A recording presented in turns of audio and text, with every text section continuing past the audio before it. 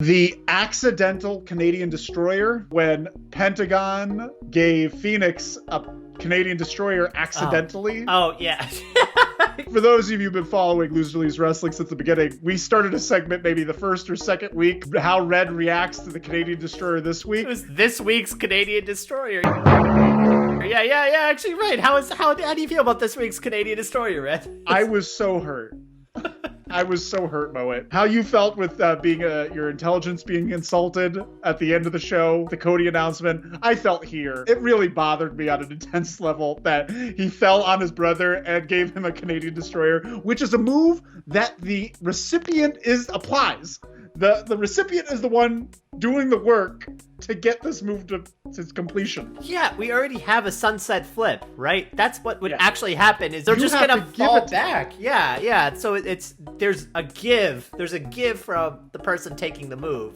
Mo, that's been my issue with the Canadian Destroyer since day one. Petey Williams, bless you. You're probably a great worker. I don't remember because I watched TNA before I cared. But that move has always bothered me. But it moves on to my next one. I would like to move into this real quick, Mohit, because I think this is important.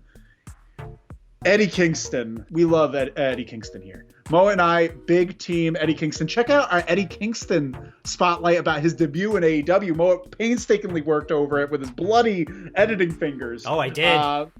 They were nubs. They were little bloody nubs by the end of it. I just see you with a razor just gigging your fingers. He comes out and he's being all Papa Bear about it. And him going in there just not saying anything for 5 minutes, saying, shake his hand. No. Come on, man. You're really going to do this? Shake his hand. No, you put your hand in his hand and then move it up and down. Like hey, come on. That's what hey, you guys.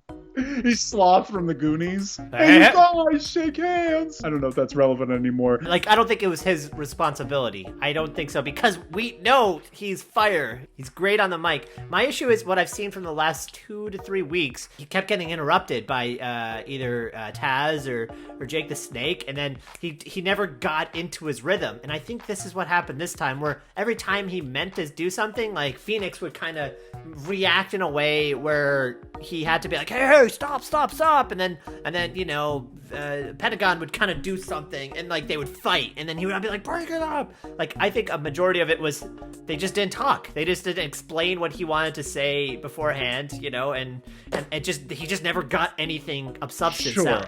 That does play a fact in the producers for not going over it beforehand, not giving them a stricter time restraint. But if Eddie Kingston did have anything else to say, if he had anything to say, they were out there for 5 minutes.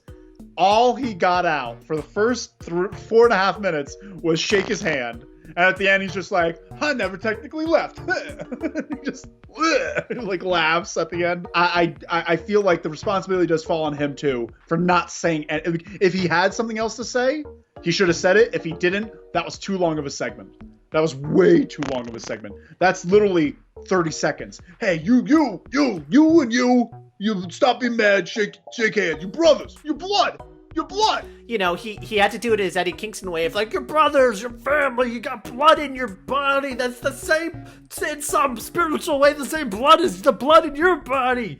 You gotta shake hands to feel connected. Your blood's gonna transfer your bloody hands on your blood brothers. Stop yelling at each other. And then it lasted 5 minutes when it really should have been 30 seconds.